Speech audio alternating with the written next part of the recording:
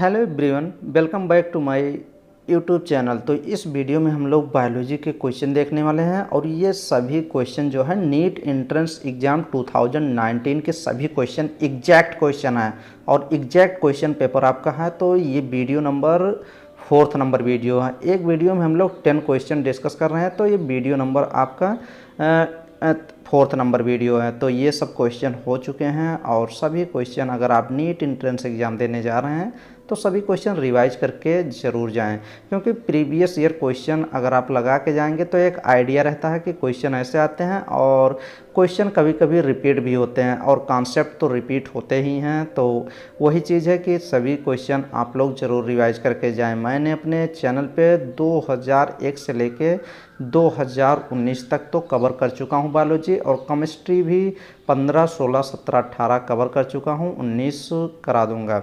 तो वही चीज़ है। चलिए हम लोग 31 नंबर क्वेश्चन से डिस्कस करते हैं और आपको बताते हैं कि सभी क्वेश्चन कैसे इनके आंसर और कैसे सही, कौन से आंसर सही होंगे। तो 31 नंबर क्वेश्चन देखिए और बताइए। तिलचट्टे की आहार नाल में मुख से आरंभ कर अंगों के उचित क्रम का चयन करें। ये देखिए, select the correct sequence of organ in the alimentary canal of cockroach starting from mouth. तो माउथ से स्टार्ट होगा। अब एलिमेंट्री कैनाल बताना है आपको कि कॉकरोच में, तो कॉकरोच में आपको पता होगा कि माउथ से शुरू होता है। माउथ के बाद आपका फायरिंग्स में जाएगा, फायरिंग्स के बाद आपका क्रॉप में जाएगा, क्रॉप के बाद आपका गिजार्ड में जाएगा। गिजार्ड ये गिजार्ड देख लीजिएगा, अभी मैं बताता हूँ। गिजार्ड के बाद किस में जाएगा? गिजार्ड के बाद आपका जाएगा इलियम में, कॉलम में जाएगा। कॉलम के बाद आपका इलियम, कॉलम और रेक्टम में जाता है। पहले आपका जाएगा इलियम में, फिर उसके बाद कॉलम में। ऐसे देख लीजिए, इलियम में जाएगा, इलियम के बाद कॉलम में, कॉलम के बाद रेक्टम में। अभी चलिए इसका आप आंसर देखिए, फिर बताइए कौन सा आंसर सही हो जाएगा। देखिए, माउथ से फायरिंग्स, फायरिंग से इसोफेगस, इसोफेगस से क्रॉप, क्रॉप के बाद गिजार्ड। क्वेश्चन पूछा जाता है गिजार्ड का फंक्शन क्या है? पीसने का फंक्शन होता है, इसके प्रोवेंट्रिकुलर का काम करता है। जैसे ये जो कॉकरोच होता है, कुछ चीज़ खाता है ना, तो उसको छोटे छोटे टुकड़ों में पीस देता है। तो गिजार्ड, फिर इलियम आता है, इलियम के बाद कॉलन, कॉलन के बाद रेक्टम। तो आपका ऑप्शन नंबर यही करेक्ट हो जाएगा। अच्छे से देख लीजिएगा, यहाँ पे भी इलियम आ जा रहा है, इसलिए गलत हो गया। फायरिंग्स इसोफेगस, इसोफेगस के बाद क्रॉप आता है, ना कि गिजार्ड। फायरिंग्स इसोफेगस, यहाँ भी गिजार्ड आ गया, क्रॉप फिर आया, लेकिन क्रॉप पहले आता है गिजार्ड के। तो इसलिए 4th ऑप्शन एग्जैक्ट करेक्ट है। एकदम अच्छे से देखिएगा, क्वेश्चन इंपॉर्टेंट है। नेक्स्ट क्वेश्चन ये देखिए, किस अवस्था में दिए गए निम्न यमारण्य के पढ़ने के प्रधार में कोई परिवर्तन नहीं होगा? Under which of the following condition will there be no change in the reading frame of the following mRNA. अब ये आपका दे रहा है, अब इसमें डिलीशन कराना पड़ेगा। डिलीशन मतलब कुछ निकालना पड़ेगा। तो आप क्या निकालेंगे? 7th, 8th और 9th पोजीशन पे आप GGU निकाल देंगे। 7th, ये देख लीजिए GGU, GGU कहाँ पे है? GGU, ये एक 3 कोडान निकाल देंगे और जितना बचेगा उसको लिख देंगे और रीड करेंगे, कोई परिवर्तन नहीं होगा। तो deletion of GGU from 7th, 8th, 9th, तो ऑप्शन नंबर 3rd करेक्ट हो जाएगा। नेक्स्ट क्वेश्चन ये देखिए, question from evolutionary point. Evolutionary point जैसे दे दिया ना, अब आप टेरिडोफाइट तुरंत सोचिए। तो ऑप्शन नंबर 2nd इस करेक्ट हो जाएगा इस क्वेश्चन का, क्योंकि आगे भी पढ़ सकते हैं। From evolutionary point of view, retention of the female gametophyte with a developing young embryo on the parent sporophyte for some time is first observe in. तो टेरिडोफाइट्स होगा, option number 1st, 2nd option correct हो जाएगा। Next question number 34 number question देखिए, और 30 number 4 question एकदम। तो question number 34 देखिए, ये भी काफ़ी इंपॉर्टेंट क्वेश्चन है। तो 30 नंबर 4 क्वेश्चन आपको ये हार्मोन दे रहे हैं और ये डिजीज दे रहा है। तो आपको मिलाइए, इंसुलिन 5 से मिलाइए, डायबिटीज मिलाइटस, थायरॉक्सिन किससे मिलाएंगे? थायरॉक्सिन ग्वाइटर से मिलाइए, घेघा रोग जो होता है, और कॉर्टिकॉइड्स, मिनरलोकॉर्टिकॉइड्स जो होते हैं, ये आपको एडिशन डिजीज से मिलाइए। और ग्रोथ हार्मोन अगर अधिक से क्रिएट हो जाता है तो एक्रोमेगाली हो जाती है। तो ये आप मिलाएंगे तो ये देखिए 2nd ऑप्शन आपका एग्जैक्ट मैच हो जाएगा, 2nd ऑप्शन करेक्ट हो जाएगा। नेक्स्ट क्वेश्चन नंबर ये देखिए 35 नंबर, ये concept of omni cellular E cellular regarding the division was first proposed by. अब ये भी खूब क्वेश्चन पूछा जाता है। आप जब पढ़े होंगे, कौन सा चैप्टर पढ़े होंगे? चैप्टर सेल वाला जब पढ़े होंगे ना, तो उसमें देखे होंगे एनसीईआरटी में लिखा गया है, एक साइंटिस्ट हैं रुडोल्फ वर्चो। ये देखिए ऑप्शन नंबर 4 करेक्ट हो जाएगा। रुडोल्फ वर्चो साहब ने ये बोला था कि रुडोल्फ वर्चो साहब ने क्या बोला था, ये बोले थे 1855 में, ये भी आप सन भी याद कर लीजिए। 1855 में रुडोल्फ वर्चो ने बोला था कि सेल डिवाइड होती है और न्यू सेल फार्म होती है, और ये सेल जो फार्म होती है ऐसे याद कर लीजिए, एक पुरानी सेल है, इससे नई सेल बनना, न्यू सेल बनना, इसी को प्री एग्जिस्टिंग सेल इसको बोलते हैं ना। पुरानी सेल से न्यू सेल का फॉर्मेशन ही ओमनी सेलुलर सेलुलर कहलाता है।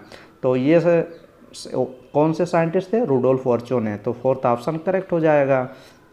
नेक्स्ट क्वेश्चन ये देखिए, colostrum the yellowish fluid secreted by mothers during the initial day of lactation is very essential to important immunity to the newborn infant because of its contents। काफ़ी बार question पूछता नहीं कि natural passive immunity कौन सी होती है जो बनी बनाई मिलती है मदर से, तो वो होती है IgA मिलती है। IgA कहाँ पे पाया जाता है, कोलेस्ट्रम में मिलती है। तो ऑप्शन नंबर ये इम्यूनोग्लोबिन एंटीबायोटिक एंटीबॉडी होती है, फर्स्ट ए होती है। तो ऑप्शन नंबर इसमें 3rd ऑप्शन एग्जैक्ट करेक्ट हो जाएगा। और ये लैक्टेशनल कुछ मतलब इनिशियल डे में मिलती है, लैक्टेशनल मदर्स मिल्क में जो कोलेस्ट्रम येलोइश फ्लूइड होता है उसी में पाया जाता है, और ये बच्चे की इम्यूनिटी प्रोवाइड करती है। इम्यूनिटी में ये काफ़ी इंपॉर्टेंट रोल होता है इम्यूनोग्लोबिन ए का। तो 3rd ऑप्शन करेक्ट हो जाएगा। काफ़ी बार तो डायरेक्ट क्वेश्चन पूछता है कि कोलेस्ट्रम में कौन सी एंटीबॉडी पाई जाती है, तो IgA आप लोग रट के एकदम चलिए, इम्यूनोग्लोबिन ए। नेक्स्ट क्वेश्चन देखिए, ये भी question polyblend is a final powder of recycle modified plastic has prove to be good material. यही तो था, पॉलीब्लेंड बनाया था वेस्टेज मटेरियल प्लास्टिक से, फिर उसके बाद विटामिन से जो आपका तारकोल होता उससे मिला के काफ़ी रोड बनाया गया था। एनसीईआरटी में लाइन लिखी गई है, कंस्ट्रक्शन ऑफ रोड। तो ऑप्शन नंबर 2 करेक्ट हो जाएगा। पॉलीब्लेंड पुनश्चक्रित रूपांतरित प्लास्टिक का महीन पाउडर है जो निम्नलिखित में से किसके लिए एक सुयोग्य पदार्थ के रूप में पुष्टकृत हुई है, तो रोड बनाने में। तो ऑप्शन नंबर 2 करेक्ट हो जाएगा। नेक्स्ट क्वेश्चन ये देखिए, it takes very long time for pineapple plant. ये देखिए पाइनएप्पल प्लांट दे दिया, अब यहीं पे अनानास का प्लांट, यहीं पे क्वेश्चन सरल कर दिया, पाइनएप्पल प्लांट दे दिया। और टू प्रोड्यूस फ्लावरिंग में कौन सा हार्मोन, पाइनएप्पल प्लांट के फ्लावरिंग के लिए कौन सा हार्मोन जिम्मेदार होता है, ऑक्सिन होता है। Which combination of hormone can be applied to artificially induce flowering in pineapple. अब फ्लावरिंग जो पाइनएप्पल का प्लांट होता है उसके फ्लावरिंग में इंड्यूस हेल्प कौन करता है, इथाइलिन। तो यही तो फ्रूट को सेट करता है, फ्रूटिंग को, सीड को। तो ये दोनों हार्मोन होंगे, तो ऑप्शन नंबर 4 करेक्ट हो जाएगा। Next question, which part of brain का कौन सा पार्ट होता है रिस्पॉन्सिबल होता है, जिम्मेदार होता है थर्मो रेगुलेशन के लिए। मस्तिष्क का कौन सा भाग तापमान नियंत्रण के लिए उत्तरदायी होता है, तो ब्रेन का हाइपोथैलेमस पार्ट होता है जो बॉडी के टेम्परेचर को मेंटेन करता है। इंपॉर्टेंट क्वेश्चन, नोट डाउन करिए, अच्छे से रट के रखिए, सबको तो रटा ही होता है। तो फर्स्ट ऑप्शन करेक्ट हो जाएगा, हाइपोथैलेमस। नेक्स्ट क्वेश्चन नंबर 39 देखिए, 39 क्वेश्चन नंबर हो गया। 40 ये देखिए, 40 नंबर क्वेश्चन देखिए, ये भी खूब क्वेश्चन पूछा जाता है। तो ये 40 नंबर क्वेश्चन जो है, which of the following pairs of gases is mainly responsible for green house effect. तो आपका जो टोटल ग्लोबल वार्मिंग नहीं होता है उसमें ग्रीन हाउस गैसेस का कुछ कंट्रीब्यूशन होता है। वेरियस अधिक गैसेस होते हैं ग्रीन हाउस गैसेस, तो वही बताना है कि ग्रीन हाउस इफेक्ट गैसेस जो हैं ये निम्नलिखित में से गैसों का कौन सा युग्म हरित गृह प्रभाव के लिए मुख्य रूप उत्तरदायी है। तो ऑक्सीजन तो होता नहीं, नाइट्रोजन तो होता नहीं, sulphur dioxide, carbon dioxide CO2 दे रहा है, और इसमें दे रहा है एक मीथेन CH4 दे रहा है। तो इसमें देख लीजिए डायरेक्ट कंट्रीब्यूशन पूछा जाता है, कभी कभी परसेंटेज पूछ लिया जाता है। तो कार्बन डाइऑक्साइड का परसेंटेज जो होता है ना वो 60% जो होता है, 60% carbon dioxide green house gases involve होती हैं। तो ये मीथेन कितना होता है, 20% होता है। और यहीं 2 गैस का और नाम लिख लीजिए, क्लोरोफ्लोरोकार्बन CFC, इसका परसेंटेज जो होता है 14% होता है। एनसीईआरटी में सब दिए गए हैं।